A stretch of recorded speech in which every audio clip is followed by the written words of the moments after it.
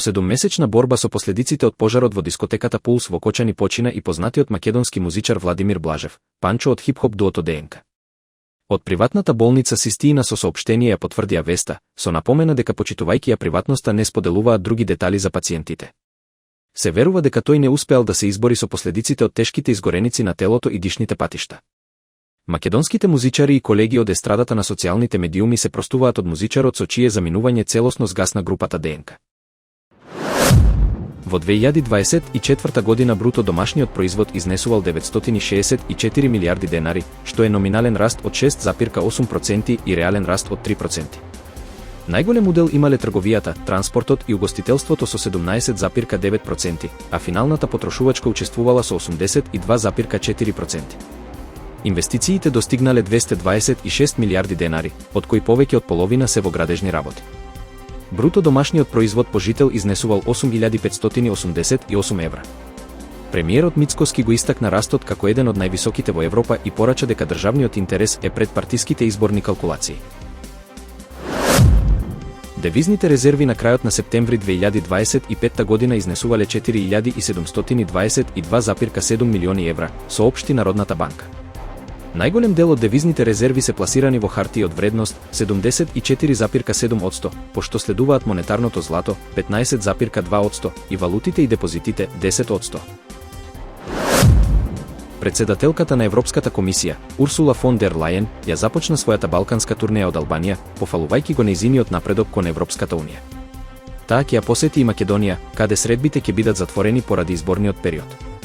Од неа се очекуваат пораки за уставни измени, владење на правото и реформите, како и потврда дека Европската унија останува посветена на регионот. Посетата е дел од нејзината годишна турнеја за зајакнување на европската перспектива на Западен Балкан.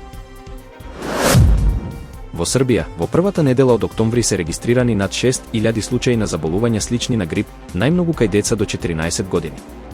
Институтот Батут соопшти дека активноста е вообичаена за неепидемиски период и дека нема потврдени случаи на грип. Истовремено се следат и акутните респираторни инфекции, со над 10.000 пријавени случаи, додека слична состојба има и во неколку земји од Европската унија.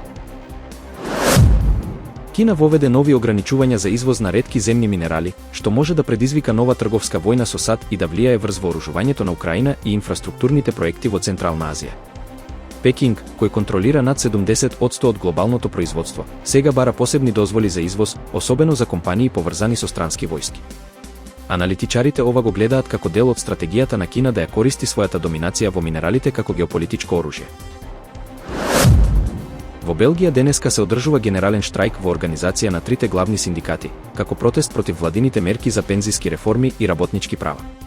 Синдикатите бараат фер пензии и подобри услови за работа. Во Брисел се одржува национален марш со околу 100.000 учесници.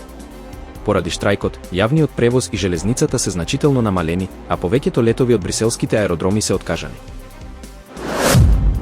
Британскиот премиер Кир Стармер го поздрави мировниот договор за појасот Газа, постигнат со посредство на американскиот претседател Доналд Трамп.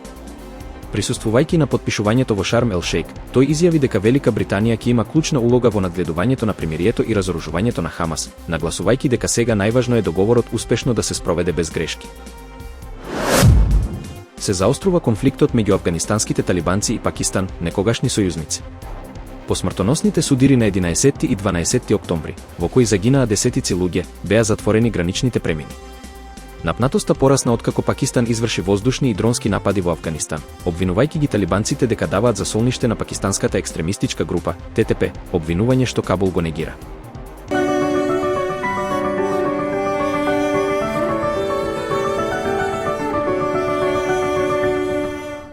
Времето денеска променливо облачно со повремени локални врнежи од дожд. Кон крајот на денот врнежите на секаде ќе престанат, ќе дува умерен до засилен ветер од северен правец, локално на 60 км/ч, соопшти управата за хидрометролошки работи.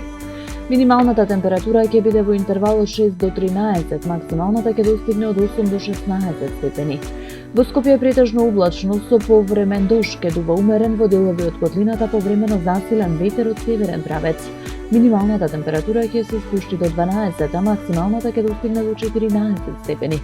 Според прогнозата на управата за хидрометролошки работи, од четврток времето ќе биде стабилно и суво со слаб до умерен северен ветер. Дневната температура ќе биде во пораст.